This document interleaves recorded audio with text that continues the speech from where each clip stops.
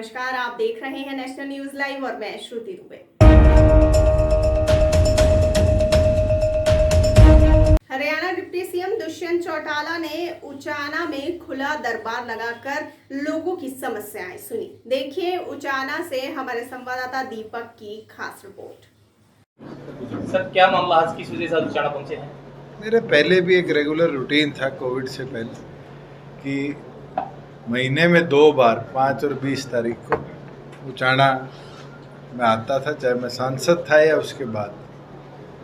अब पीछे कार्यकर्ताओं से भी चर्चा करी और सबकी यही मांग थी कि भाई अपने रेगुलर रूटीन को दोबारा स्टार्ट किया जाए, क्योंकि किसान आंदोलन में तो बिल्कुल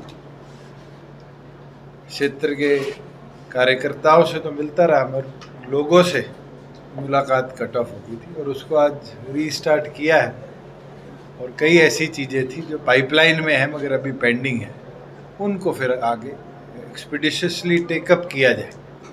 प्लस यहाँ पार्क की, सड़क की कई ऐसी मांगे हैं जो अब इन प्रोसेस है, जैसे साउथ बाईपास का लैंड एक्विजिशन का काम। खुशी है कि 50% एरिया की रजिस्ट्री होगी और बची 50 को भी हम टारगेटेड मोड में आगे टेकअप करेंगे कि साउथ बाईपास का निर्माण कार्य जल्दी शुरू हो। नॉर्थ बाईपास की भी अलाइनमेंट NHAI को दे दी गई है और मुझे उम्मीद है कि जल्द NHAI अप्रूव करके उसका भी कार्य शुरू करेगा। सर, उचाना नगरपालिका क्षेत्र की बात करें या उचाना हल्की की बात करें तो पीने के पानी की, सीवरेज की और जल भराव की बड़ी समस्याएं हैं बिजली को लेके, तो उसके बारे में अधिकारियों की तरफ से अभी तक कोई कार्रवाई नहीं। तो जहाँ पीने के पानी की बात है, आज वाटर सप्लाई की लगभग प्रत्येक गांव में जो पुरानी लाइनें हैं उनको चेंज करने का प्रोसेस शुरू कर दिया गया है।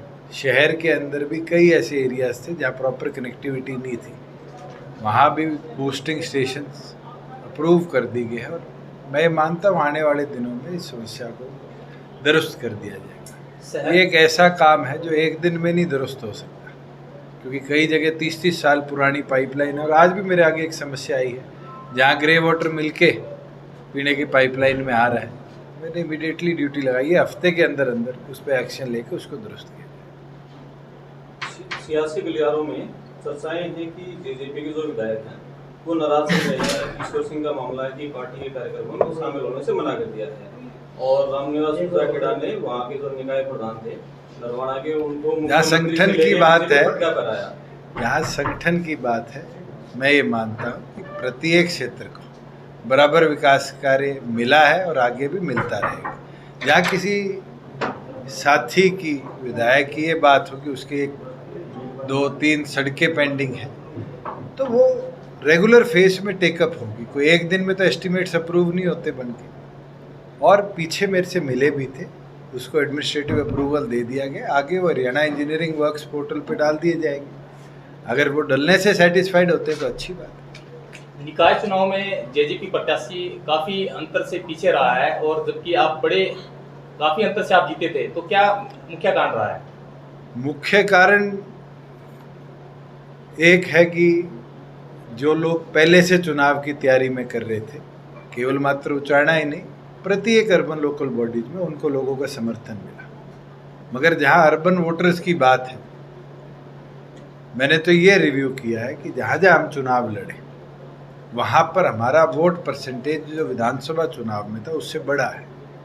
एक दिन के अंदर तो वोट परसेंटेज पूरा शिफ्ट नहीं हो सकता, पर नंबर ऑफ वोटर्स हमारी और बड़े हैं। हाँ, जीत नहीं मिल पाई, उसके कारण मैंने साथियों के साथ चर्चा भी करे हैं और उनको आने वाले समय में दुरुस्त भी करने का काम। सर, जींद विधायक है माननीय कृष्ण मीणा जी, उन्होंने एक पत्रकार के ऊपर अभी आरोप लगाया और 2 करोड़ का नोटिस भेजा है। मेरे संज्ञान में मामला नहीं। भाजपा और जेजेपी के गठबंधन के बीच कई तरह की सुखवाटें चल रही हैं। उसका आधार है कि निकाय चुनाव पहले बीजेपी ने ऐलान करने के वकील लड़ेंगे, बाद में आप विदेश से आए, फिर फैसला हुआ कि एक साथ लड़ेंगे।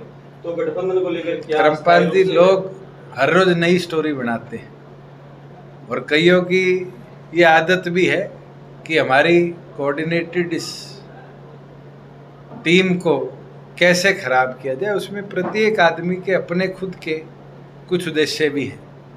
मैं ये विश्वास दिला सकता हूँ कि सक्सेसफुली 3.25 साल हो गए हम मिलकर चले, आगे भी चलेंगे और कुछ होगा रास्ते अलग करने का तो पहले आपको बताऊंगा, फिर उस पर एक्शन। ऐसी चर्चाएं हैं कि बीजेपी के जो प्रदेश के संगठन महामंत्री रविंद्र राठौर उन्होंने रिपोर्ट दी है अपने सरकार को, संगठन को, कि जेजेपी से अलग होकर यदि मेरे को उस पार्टी रिपोर्ट हरियाणा में चलेगी तो अच्छा रहेगा। मेरे को उस रिपोर्ट की कॉपी मिल जाए तो बेहतर हो।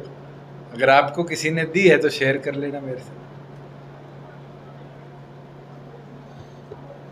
है आपके पास कॉपी? मीडिया में सुबह इस तरह के सुरबुराहट में भी है। सुरबुराहट तो मैं आपको कह रहा हूँ मुख्य sources इस कि तरह के हैं। कई लोग ये चाहते हैं कि ये जो कोऑर्डिनेटेड टीम वर्क है ये टूटे, और मैं विश्वास दिला देता हूँ जब तक हम पॉजिटिवली सोच के साथ बढ़ रहे हैं ये मजबूत रहेगा और ऐसे ही चलता रहेगा। मुख्यमंत्री और उप मुख्यमंत्री की ट्यूनिंग अच्छी चली है जैसे शुरू में थी। बिल्कुल है। कहीं आपको कुछ फर्क दिखा? सर उचाना विकास के लिए क्या रणनीति रहेगी सर आगे? कि कई प्रोजेक्ट्स पाइपलाइन में है, उनको हम टेकअप कर रहे हैं। एकदम इंडस्ट्रियलाइजेशन हो जाए, बड़ी बड़ी फैक्ट्री आ जाए, ये तो कोई आज रोहतक क्रॉस करना नहीं चाहता। पर हमने अब टीसी जो ट्रांसपोर्ट कॉरपोरेशन ऑफ इंडिया है उनसे आग्रह किया है कि 30 करोड़ की लागत से वो यहाँ ड्राइविंग ट्रेनिंग इंस्टीट्यूट बनाएंगे। लैंड हम मार्क कर रहे हैं, जैसे ही लैंड फाइनलाइज हो जाती है तो मैं ये मानता हूँ एक बड़ा प्रोजेक्ट। आए थे और कहाँ से आप आए हो? हम राय सोनीपत से आए हैं ji. Doctor Bhimrao Ambedkar national law university Sonipat ji. वहाँ पर हमारे को सितंबर में लगाया गया था और मार्च में हमारे को निकाल दिया गया। ना हमारे को कोई नोटिस मिला, ना हमारे को सूचना दी गई, बिना वजह और बिना नोटिस के हमारे को निकाल दिया गया। 6 महीने तक हमने वहाँ पर जॉब किया अपने तन मन धन से, बिल्कुल अच्छी तरह से। कोई भी किसी भी प्रकार की कोई भी शिकायत नहीं थी और हर एक प्रकार से हमने मेहनत करी वहाँ पर, और फिर भी हमारे को बिना नोटिस के वहाँ से निकाल दिया गया। ज्वाइनिंग किस प्रकार से हुई थी? हमारी ज्वाइनिंग हम कॉन्ट्रेक्चुअल बेस पे ऊपर लगे हुए थे, और अभी मैडम बोलती है कि वो पहले वाली मैडम जो 1 मार्च में चली गई, 9 तारीख को चली गई, वो निकाल के चली गई हमारे को। और ये मैडम मैडम बोलती है कि अब मेरे का कोई इसके अंदर वो नहीं है, मैं ना तो तुम्हारे को लगाया और ना ही मैं तुम्हारे को निकाल रही हूँ। कोई नोटिस वगैरह दिया गया? हमारे को कोई नोटिस नहीं दिया गया, बिना नोटिस के हमारे को निकाल दिया गया। और ठेकेदार के थ्रू वो बोलते हैं कि हमने ठेकेदार को तुम्हारे को नोटिस दे दिया गया था और ठेकेदार के थ्रू तुम लगे थे। कितना स्टाफ भर्ती किया गया था? क्या सभी? हम 68 बंदे भर्ती किए गए थे, 68 के 68 निकाल दिए गए। और वैसे लिस्ट लगाई गई थी हमारी 82 बंदों की। 82 में से जो बंदे जो पहले लगे हुए थे, जो पहले के बंदे लगे हुए थे, वो बंदे उनको पहले प्रमोट किया गया, और जिस टाइम पे हमारे को निकाला गया उस टाइम पर उनको डिवोट करके वापस अपनी पोस्ट पर करके और दोबारा फिर ले लिया गया 14 बंदों को। उनमें सारी कंप्लीट पोस्ट है, उसमें माली से लेकर माली, पीएन, स्वीपर, क्लर्क है, स्वीप, लिफ्ट ऑपरेटर वगैरह सारी कंप्लीट पोस्ट है उसके अंदर। एक भी ऐसी ये जो लगने का जो प्रोसेस था यूनिवर्सिटी के अंदर, वो क्या था प्रोसेस? मतलब कोई फॉर्म वगैरह निकला था या डायरेक्ट किसी के थ्रू लगे थे आप? नहीं, मतलब वो भर्ती निकली थी, हमारी पोस्ट सैंक्शन हुई थी, और मतलब यूनिवर्सिटी में वीसी ने और रजिस्ट्रार सर ने हमारा इंटरव्यू लिया था, तो उसके बेस पे हमारी भर्ती करी गई थी। तो निकाला किसने फिर आपको? निकाला भी उन्हीं ने, वीसी मैडम ने जो पहले थी वो निकाल के चली गई। इस बारे में आपने प्रशासन से बात की है? सबसे हम सभी मंत्रियों के पास समझा, धरने पे हम बैठ गए, लेकिन हमें आश्वासन दिया जाता है कि काम हो जाएगा, लेकिन हमारी फिर उसके बाद कोई सुनाई नहीं होती है। मैडम आज डिप्टी सीएम के पास आप पहुंचे उचाना मंडी के अंदर, क्या आश्वासन मिला, क्या बोला गया आपको? बोले कि हमारे उस पर हमारे सर का नंबर लिखा हुआ है, तो बोले इनसे बात करके फिर बताते हैं। बस ये बोला। एक दिन और हम आए थे मिलने के लिए, तभी उन्होंने यही बात बोली थी, फिर उनके बाद कोई एक्शन नहीं लिया। आज भी क्या पता कोई एक्शन लेंगे या नहीं लेंगे। यूनिवर्सिटी के अंदर आपकी क्या पोस्ट थी? हम स्टाफ नर्स की थी। स्टाफ नर्स की। आपकी क्या पोस्ट थी सर? मेरी चीफ सिक्योरिटी ऑफिसर की ड्यूटी। आपकी क्या थी मैम? सिक्योरिटी थी मैं सर। सिक्योरिटी में। आपकी मैम? स्वीपर में। स्वीपर में। आपकी ज्वाइनिंग किस बेस पे हुई थी और क्या क्या आपको कमिटमेंट की गई ज्वाइनिंग के समय पर?